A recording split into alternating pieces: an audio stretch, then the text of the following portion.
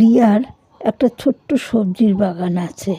রোজ সকাল হলে সবজির বাগানে জল দেয়, আর গাছগুলো কীরকম আছে ভালো করে দেখাশোনা করে। আর বিকেল হলেও একটু জল দিয়ে ওদেরকে মানে যাতে ভালো গাছ হয় তার দিকে নজর দেয়। এবং কোন গাছে কোন মাটি দিতে হবে, কোন গাছ আবার লাগাতে হবে, ও সব কিছু মানে দেখাশোনা করে এবং খুব মন দিয়ে গাছগুলোকে লাগায়। আর ওর থেকে কিছু সবজিও পায়। লঙ্কা গাছ লাগিয়েছে, আর এদিকে লাউ গাছ লাগিয়েছে।